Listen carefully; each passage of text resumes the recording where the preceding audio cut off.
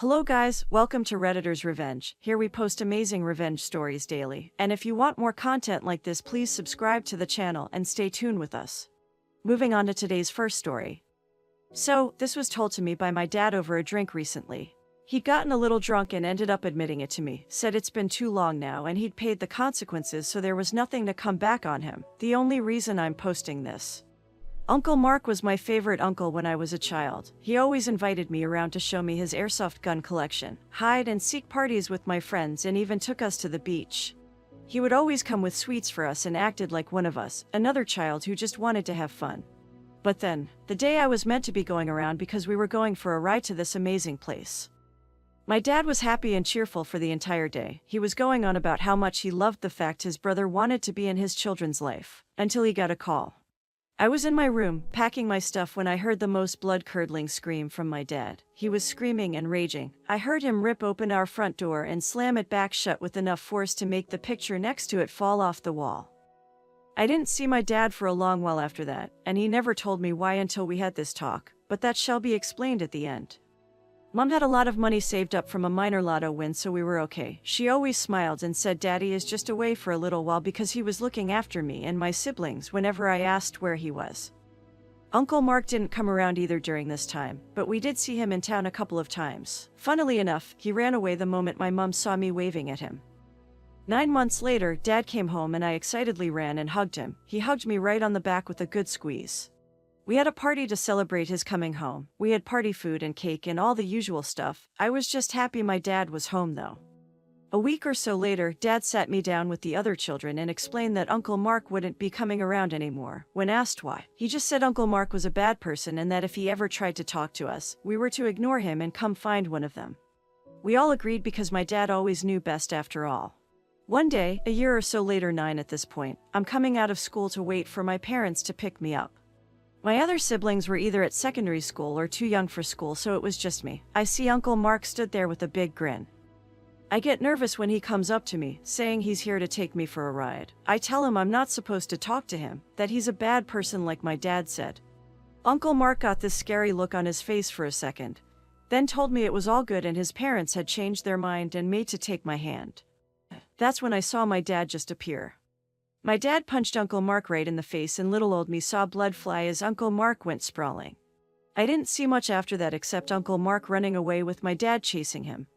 He came back after a little while, sighed, and took me in a hug. He told my mom to take me home and that he'd see us later. I don't know why, but I knew there, and then it would be a long time before I ever saw my dad again. And I was right, 5 years.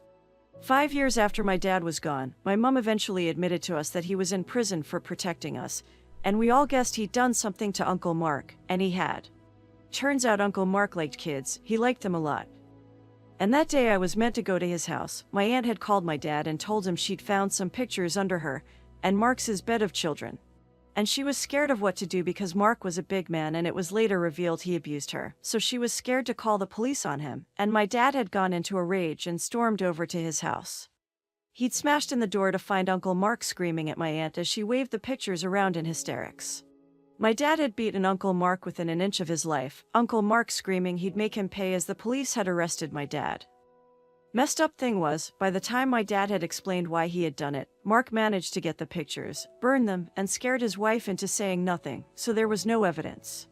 My dad was sent down for assault, but made sure my other uncles and older cousins were around to protect us in case Mark came back. But oh no. Mark waited until my dad thought we were safe. And then, according to my dad, had come to kidnap me from the school right under their noses. Who would stop him?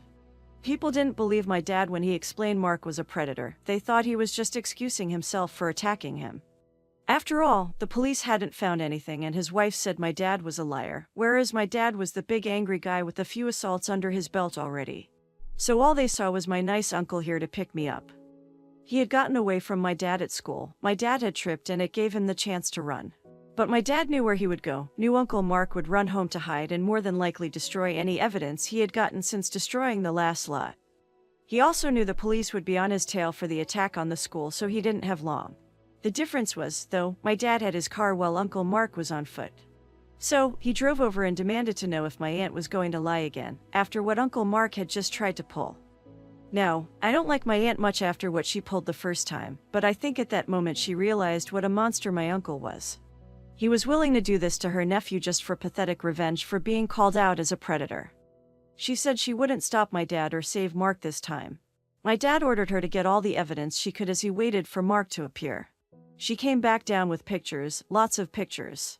He then told her to go, wait 1 hour and then call the police. He was ending this. And his uncle Mark appeared, my dad, who had been waiting behind the wall of his garden, slammed him through the door of his house, and then proceeded to beat him to death in his doorway. He apparently towards the end couldn't see the floor through the blood. My dad was arrested for murder and did so without resistance, only saying he wished they'd done his job for him. But when it was revealed that Uncle Mark was indeed a predator who had attempted to kidnap me, and the fact that they had to face the fact they had allowed a predator to run free, he was instead charged with manslaughter. His lawyer stated my father had gone into a protective rage and had only intended to render him harmless. Funnily enough, no one argued in defense of the predator for my dad getting the murder charges.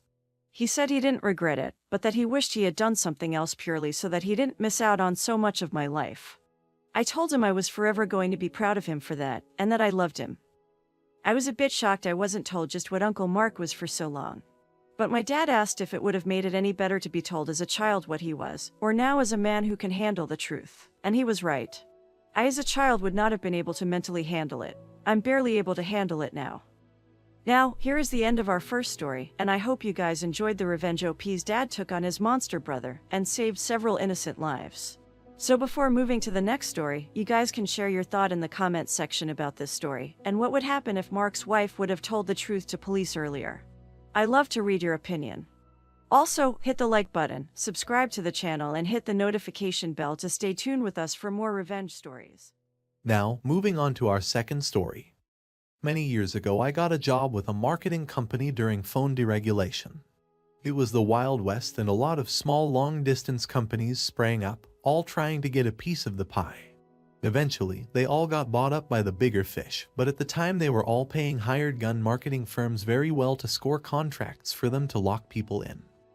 I got a job with one of those marketing firms, a new age capitalism company that insisted we all do yoga and breathing exercises while they rang a little bell, and gave us affirmations about how many contracts we were all going to sell and how much money we'd all make.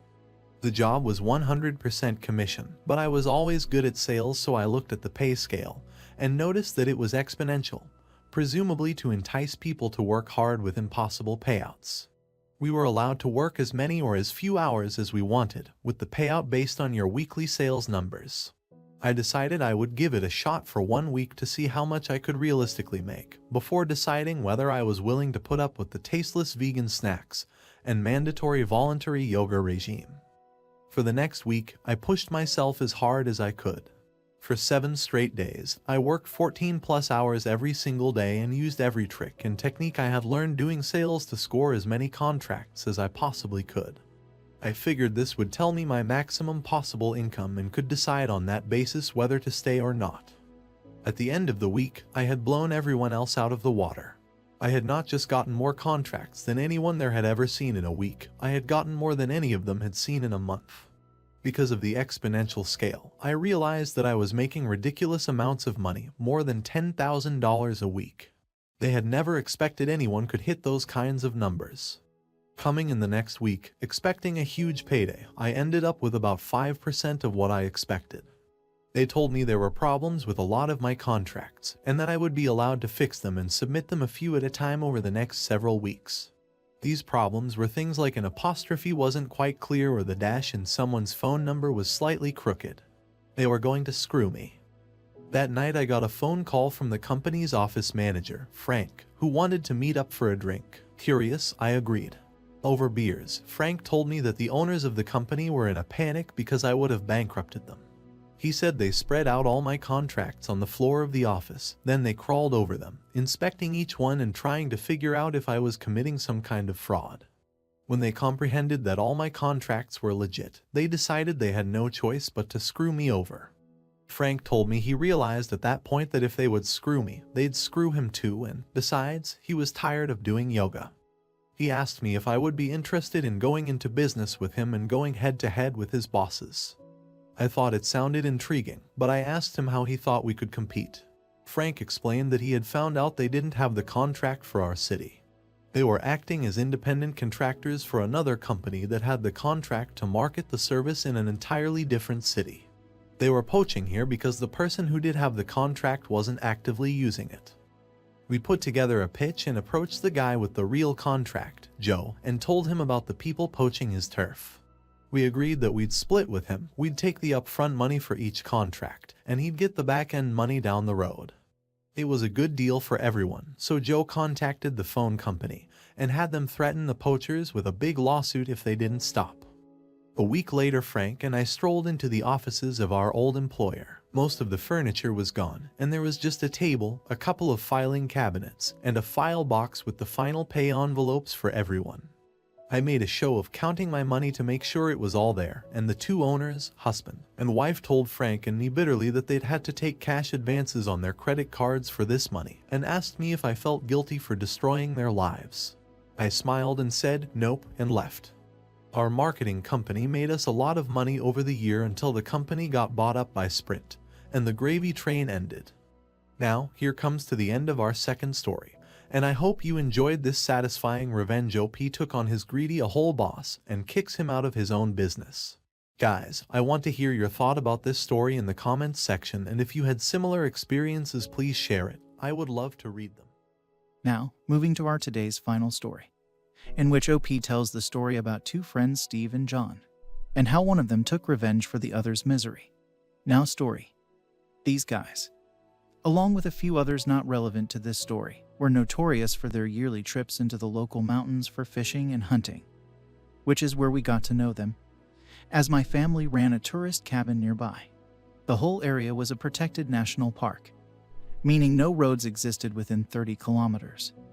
Only a dirt track for tractors, and permission to drive on these roads were very sparingly given out. This will be relevant later. Now, most of these guys owned a cabin up there, but Steve didn't, so in the early years he mostly stayed with John. A few years in, they had a party at one of the guys' cabins and a bunch of hunters from the cabins around joined in.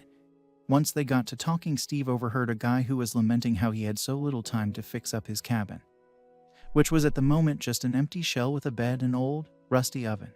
Steve chimed in and said he could fix it up for him if he could use it when the owner wasn't around, which was most of the time anyway. They made the deal, and for the next couple of years, he shined that cabin up until it was luxurious. He insulated, built bunk beds, put in a new oven and cabinets, stocked it with firewood and food, all the essentials.